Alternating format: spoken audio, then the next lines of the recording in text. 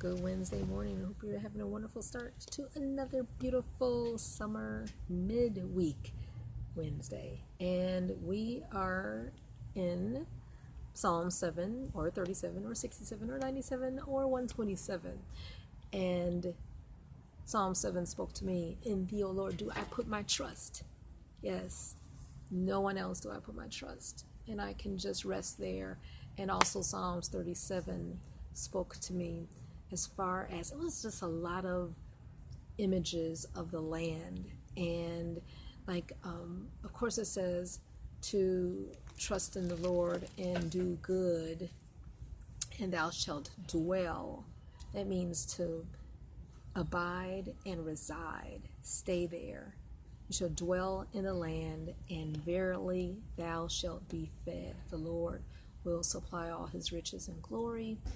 He will just feed us with his heavenly manna and natural resources and everything.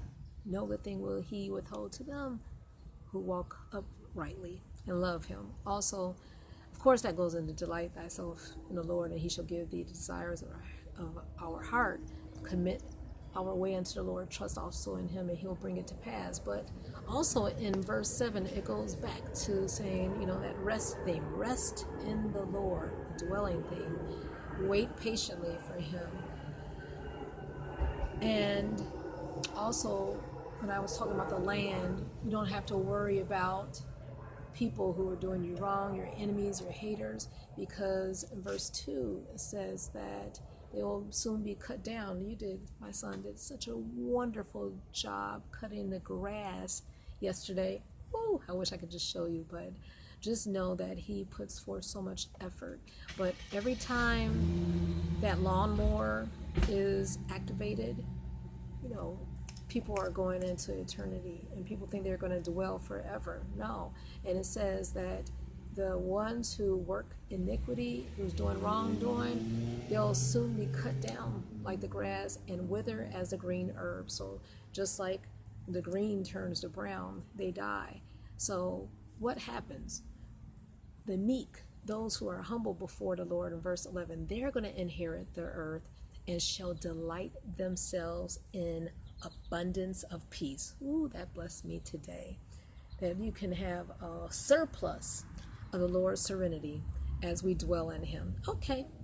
What spoke to you? I think 67 was talking about praising the Lord, thanking when we're not deserving. Go ahead, son. Yeah, like God gives us blessings, and like he wakes us up every day. Yes. So like it's really important to give thanks in any way you can. Like you may not be good at singing, but or anything really, it all matters because it's coming from your heart, and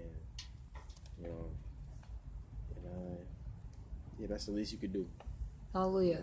And that verse that you were referring to, Psalm 67:5, let the people praise thee, O God, let all the people praise thee. So we can exalt the Lord and extol him and sing praises to his name, because we have so much to be thankful for. We are in Joshua 21, and Timothy, as you were saying, that we are to live a good life and to leave a good inheritance for those who will follow after us, because this chapter is talking about how the tribes of Israel were given cities and suburbs in another version is called pasture lands. Then again, they'll be feeding off the good of the land, right? The resources, because the earth is the Lord and the fullness thereof. What do you have to say about that, Timotheus, as far as leaving an inheritance? Well, Aaron left a lot for his descendants. Mm-hmm. That's because he led like a God-fearing life. Mm-hmm. So, like, I want to live a life like that, so that the people who come after me will reap the benefits. Mm-hmm. And yeah. And in verse 43 of chapter 21, Joshua, and the Lord gave unto Israel all the land which he sware to give unto their fathers, and they possessed it, and they dwelled, they rested in there. And the last verse says, there fell not aught any good thing which the Lord had spoken. unto the house of Israel. That means that he did not break not one promise, and the Lord is going to hold to every promise that he gives his children. Let's dwell, rest, let our soul be at ease, enjoy the good of the land, and see God again blow our mind on this beautiful day. Have a wonderful day in the Lord, celebrating his riches and blessings and his presence. Good day.